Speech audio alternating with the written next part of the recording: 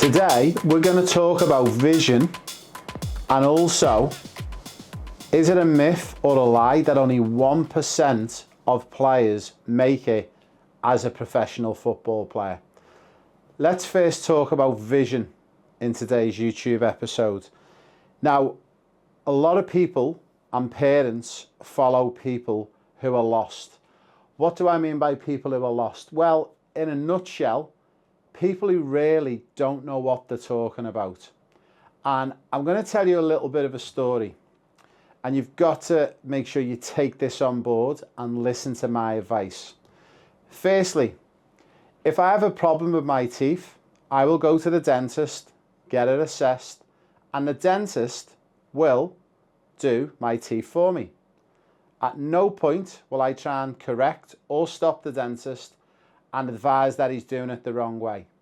And unfortunately, we're in a system in football where we have a lot of people who go against what actually really works and what doesn't work. So when we're listening to people and we're getting advice for our sons or daughters, make sure we're listening to professionals. Make sure you're listening to people who've been involved in the game at the top level.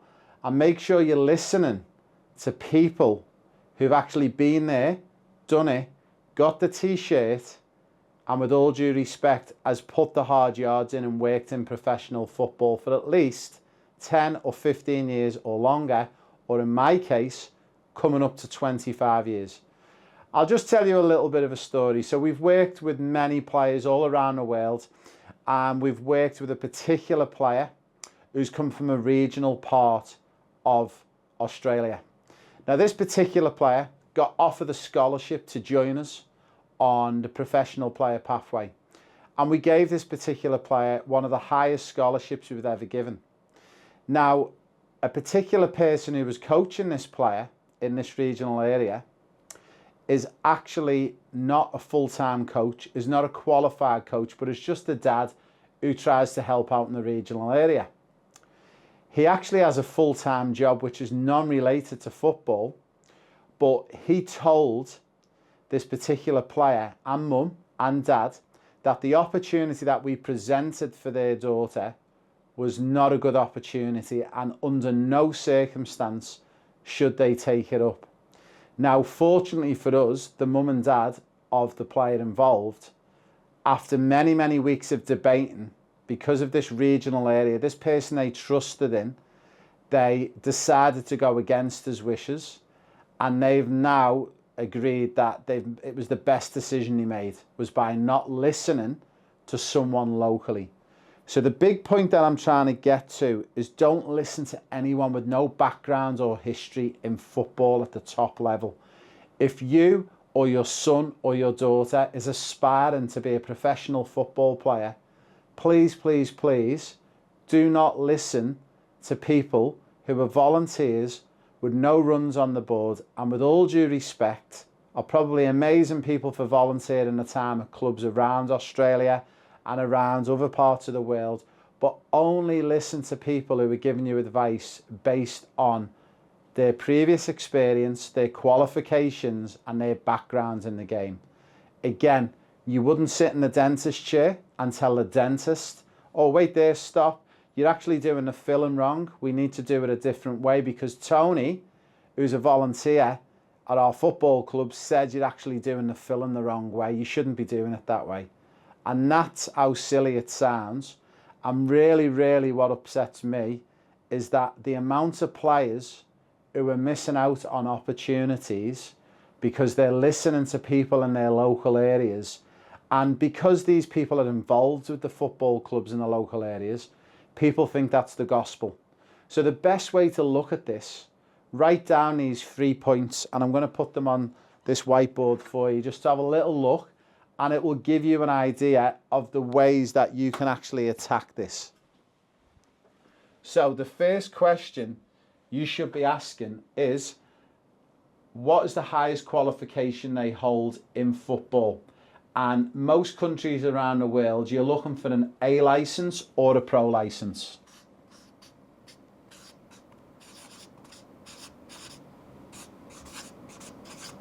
If they have that, That's a tick.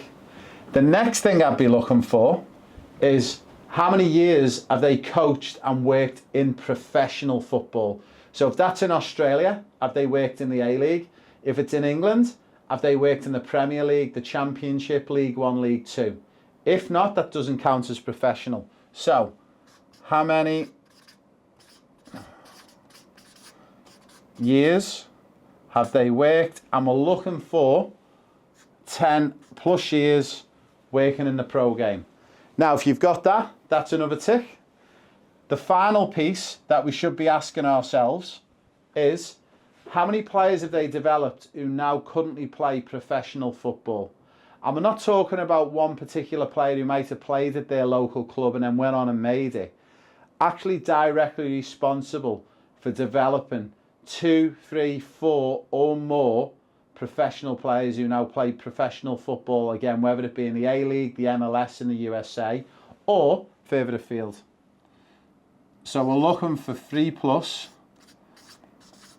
pro players in the game.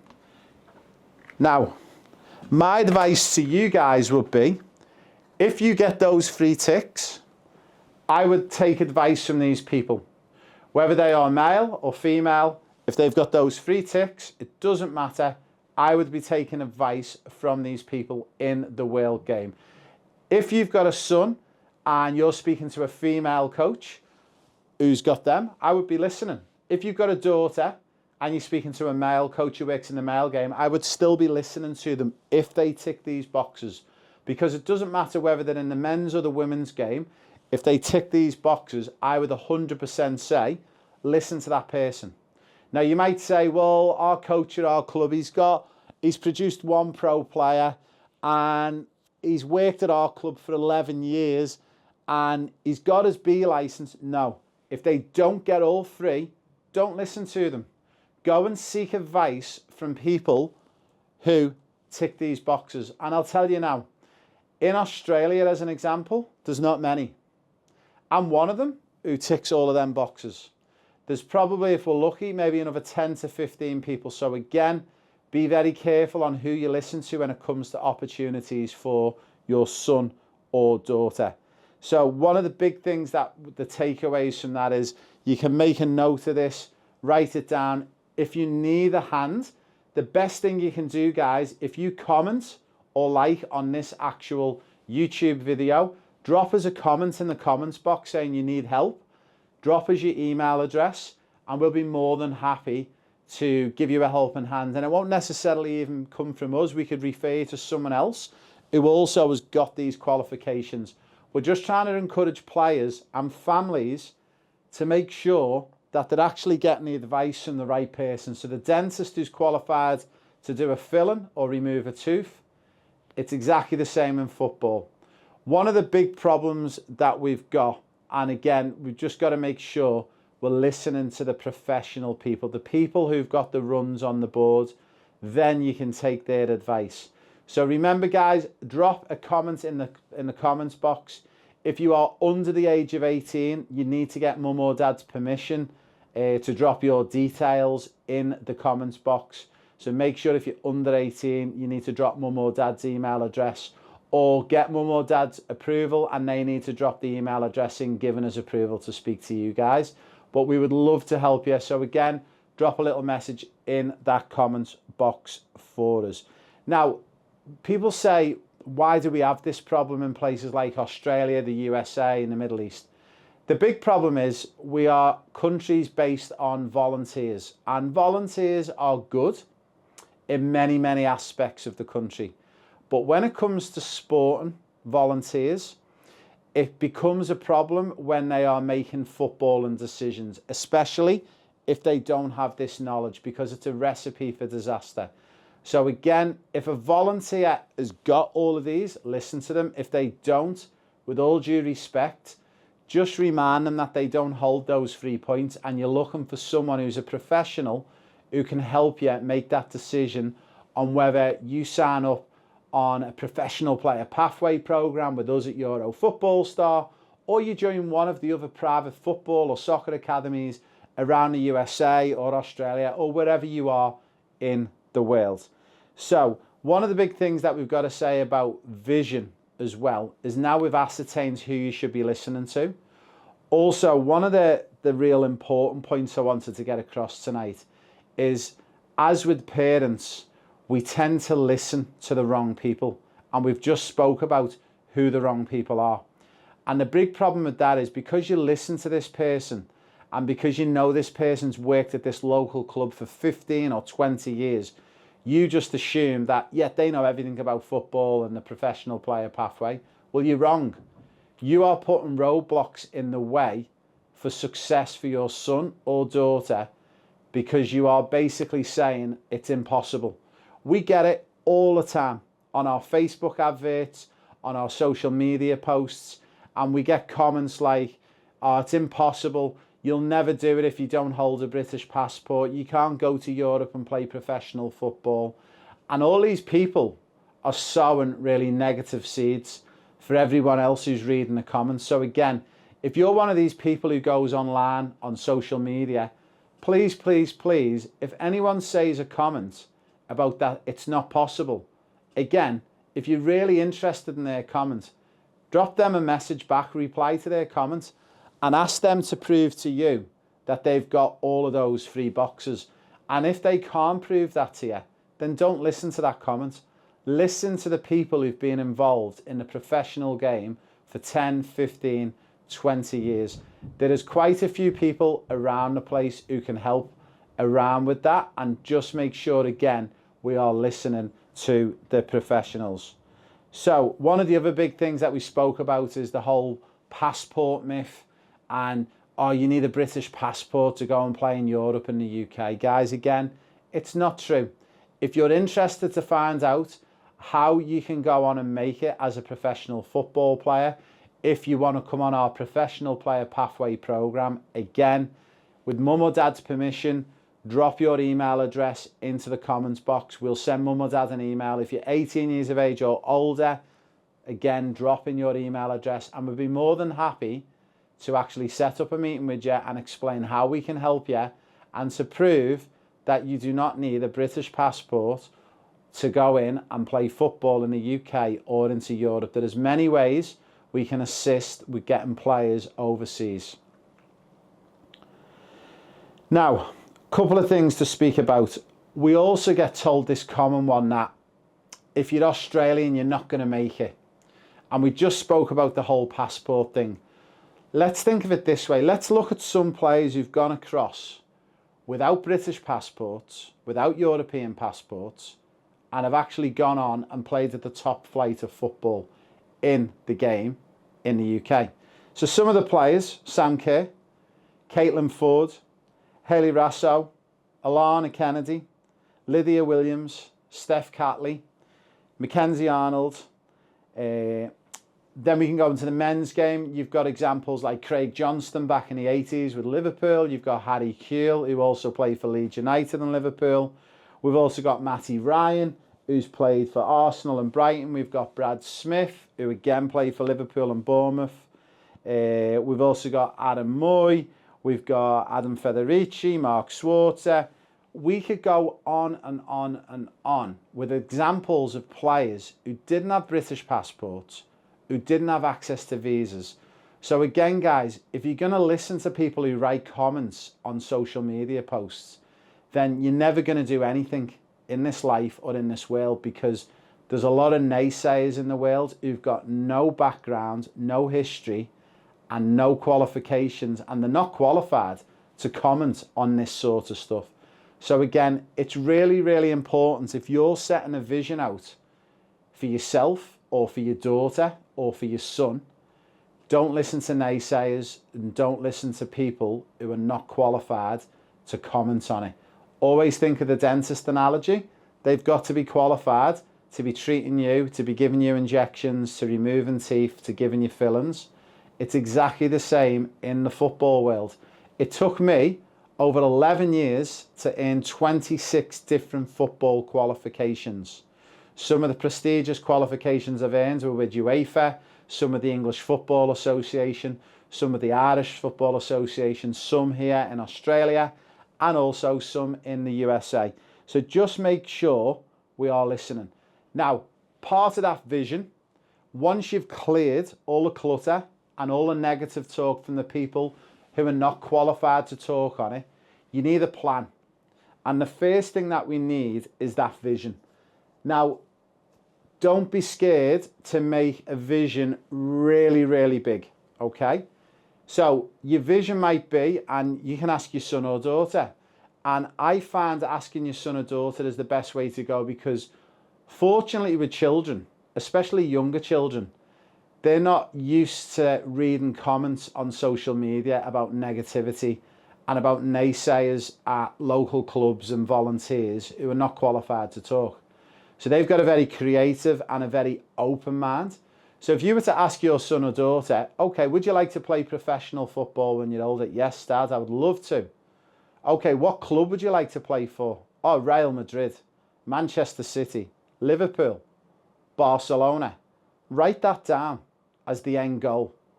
Because, yeah, they mightn't get to that goal. And again, a lot of naysayers say, oh, it's not possible to get to Manchester City. Well, I disagree. As an example, players who've recently been on our programme for just over 2 years, we've recently had one player who signed for Liverpool Football Club, and we've also had another player who's also just signed for Bolton Wanderers Football Club. So to say that it's not possible is completely wrong.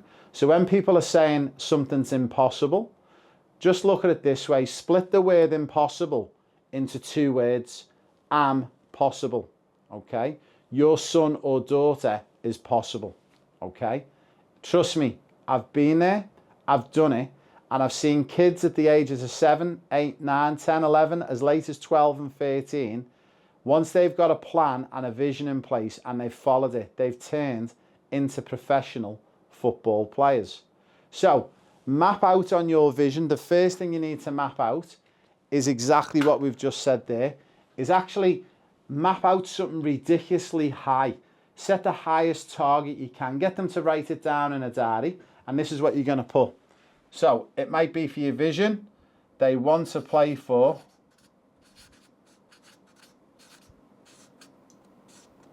Barcelona FC. Now, like with anything, we can now work backwards. And once we start working backwards, we can then map out a plan on how we can get to Barcelona Football Club by the time they are 16, 17, 18, 20, 22 years of age.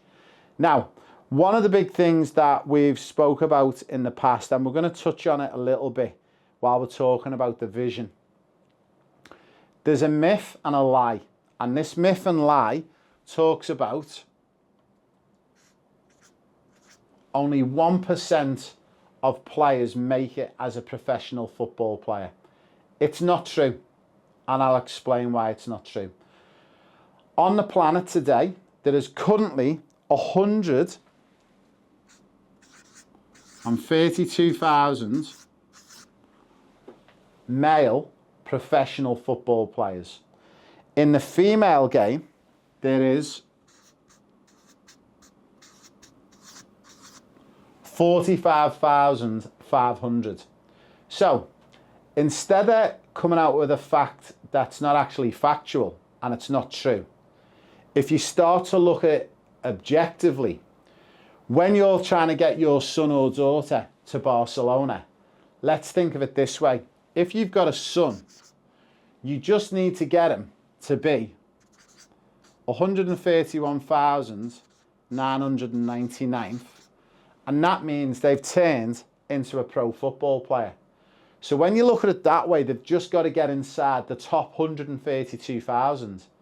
Actually, it sounds a lot better than the 1%. And also, it's actually objectively correct. We're saying only 1% make it is actually not true.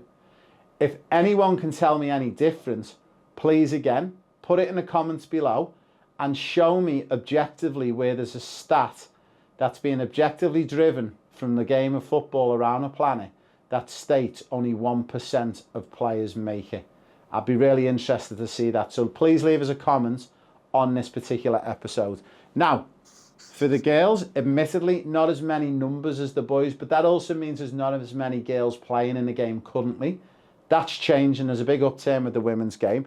But again, for the female players, you've only got to make it inside the top 45,500. So all we need to do to get you inside there is get you to be 45,499th. And your daughter is a professional football player. Now, once you get your son or daughter there, they can then, once they're in the system, they can start working their way up and working their way through. Again, remember guys, no one has ever gone from playing junior football and gone straight into the first team of, say, a Barcelona, a Real Madrid, Manchester United, whoever it may be. Even Lionel Messi, at the age of 17 when he done his debut, he didn't bounce in at 15 and 16. He'd actually been at Barcelona at that point for just over 11 years. So again, this is something we need to think about. If your son or daughter's in that environment from such a young age, they've got a greater chance of getting there and getting into that first team a lot earlier. But whilst you're currently in your country listening to volunteers and people who don't have those top 3 points, I guarantee you're going to fail. And what will happen then is you become one of them naysayers. So when anyone goes, it is possible to make it as a pro footballer because our next door neighbour's son made it. No, he must have just got lucky. He was probably born talented. Again, guys, we're not going to really spend too much time or talk on this, but talent is 100% made. It's not born, okay? Obviously, if you're born and you're only ever going to be 4 foot 5 inches tall, the chances of being an NBA basketball player in the women's or the men's is very, very slim. We get that.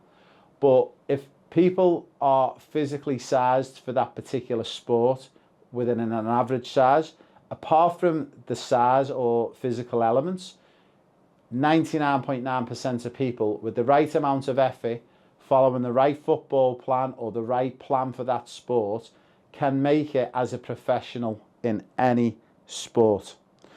So just some of the things that we've got to think about. Don't think about this 1%.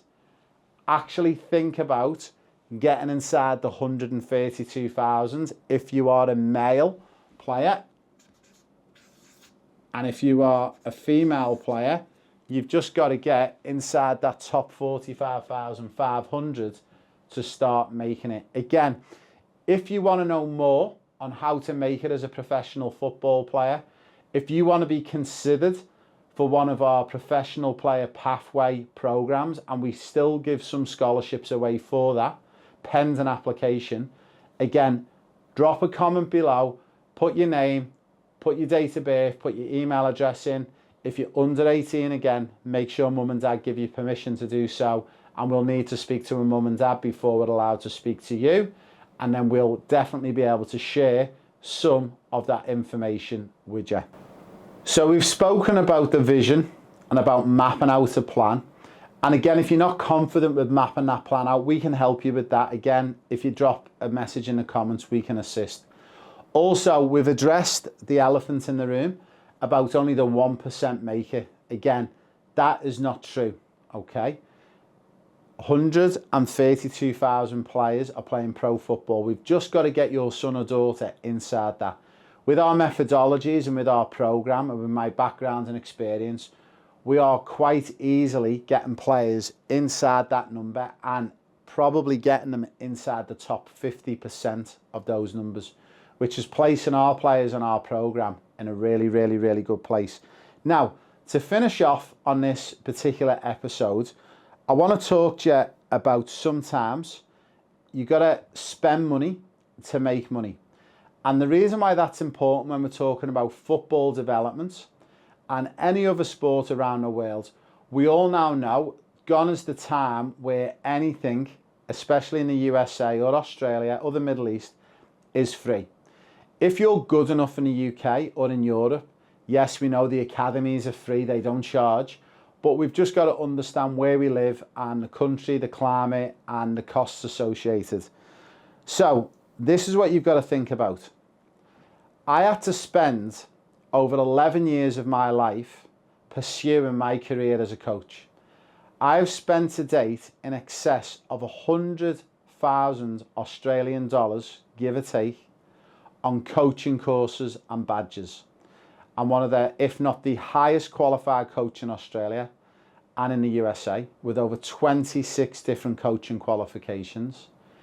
And it goes to prove to the point that now I'm in a position where I can actually talk to people about this, backed off not only my experience, qualifications and time and effort and money that I've spent to get there.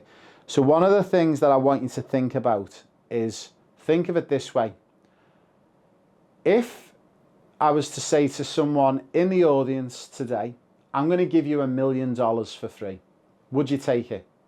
And I can see everyone at home going, yeah, I'd take that $1 million for free. Well, guess what? So would I. How about though, if I swap that $1 million and I'll give you $10 million right now, I'll wire it to your bank account. And I can see everyone nodding, yeah, but there's a catch. You're not going to wake up tomorrow. You're going to be dead. So people straight away will go, no way. Well, why? Why wouldn't you take the 10 million? Well, I want to be alive tomorrow. So you've actually ascertained that the most important thing we have on this planet is time. Okay? So if we're thinking about time, okay, and it's the most important thing, are we going to go down this journey of listening to people with no runs on the board, not qualified, haven't done more than 10 plus years of coaching and working in the elite game somewhere around the world, and also haven't produced 3 or more pro players in the pro game? Or are we going to listen to the experienced people who charge you money for a service and there's an outcome and your son or daughter is going to get where they need to go? So you got a couple of choices. You can keep spending money listening to the naysayers, where you're not pretty much going to get anywhere and you are not going to get onto that pro player pathway and you're not going to make it as a pro football player. Then again, we spoke about it before, you will end up probably just becoming one of them naysayers who go, well, Tony was right, who cooks the barbecue at the football club all them years ago. He said we'd never make it. The reason why you never make it is because you listen to Tony on the barbecue, who also cuts the grass at the club. He also volunteers as a secretary, but he also coaches the under-13s. And we all love Tony because he gives up a lot of time. But when it comes to your son or daughter's dreams or visions, be very, very careful if you take advice from Tony. Finally, to finish on that, would you take advice from Tony on financials, on whether you should be buying a particular new cryptocurrency or you should be investing in some bonds? I don't think you would. I think you would be getting independent financial advice from someone who knows what they're talking about. So be very careful that you're not killing your son or daughter's dreams and visions because you're listening to people who are not qualified to answer on this particular topic. And you can probably see from me, I'm very passionate about this, and I'm very passionate for a reason, because I see it happening to me and my business on a daily basis, people saying things who are not qualified to do so, but also for all these other private academies and coaches out there who tick all these boxes. It's frustrating for them because they're in the same boat as us. We've spent and chose our life to help young boys and girls in the game of football. Then we get someone who's not qualified to talk on it, will actually deter families away from these opportunities. So just be careful that you're not listening to the wrong people. So again, all you've got to do, if you need any help with this and you want some advice on the professional player pathway, you want to know how to get on the pathway, how to find the pathway, how you can start moving along the pathway, then reach out to us. Again, we've got paid programs, we've got paid programs with scholarships. Sometimes we do give full scholarships away for the right family or for the right player. But again, please reach out to us and we would absolutely love to help you out. So just to finish on, we need to make sure we map out our plan and our vision. So we spoke about it before. So map out, number one is Barcelona FC or whatever team they want to work for. Then map it back, and it might look something like this. So in 2032, they're going to play for Barcelona Football Club. So then you've got to work back in years. And if you're not sure how to work back, we can help you with this. I would, as a guesstimate, maybe say in 2026, you want to try and make a move for your son or daughter, or if it's for you as a player, to the UK or to the EU to play in an academy and professional football. Now, the next thing we've got to look at, how are we going to get into an academy team in the UK or the EU? So then you might have to map back to 2024, which is this year, and I've got an answer for you. As an example, we could get you on our professional player pathway, and the program is designed to work with me and my team of expert coaches remotely. It doesn't interfere with school football, it doesn't interfere with club football, and it's the icing on the cake. We actually map out where your son or daughter is now in 2024, and we know from facts, data and objective data where they need to be to compete with the boys and girls in the UK and Europe. Most players get developed in the UK and Europe to be at 80% completion for most of their objectives in their game of football, and that's physical, technical, tactical. I'll give you an example. One of these would be PC, pass completion.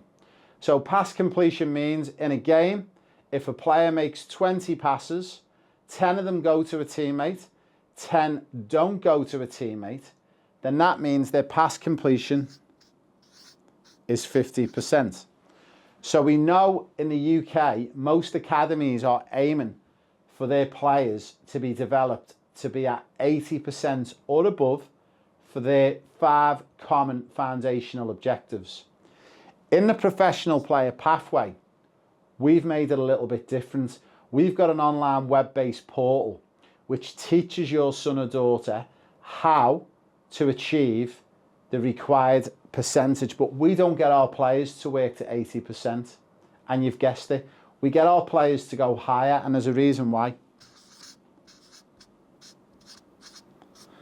We get our players to go to 85%, and the reason why, when they go over to the UK or Europe for this opportunity in 2026, we guarantee and we ensure by all the data that we've collected on them over 2, 3, 4 years that they are going to be above the UK standards.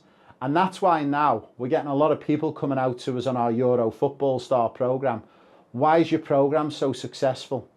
Why are players making it? Why are they getting opportunities to sign for clubs like Liverpool? Well, again, guys, there's previous episodes that you can watch, and we haven't got time to go into it fully. But again, drop a comment below and we'll share the link back to one of our previous episodes. But just to explain, I was very fortunate when I worked in a professional game in Europe that the project that I worked on was called the EPPP. And since the programme and the project kicked off to the current day, they've spent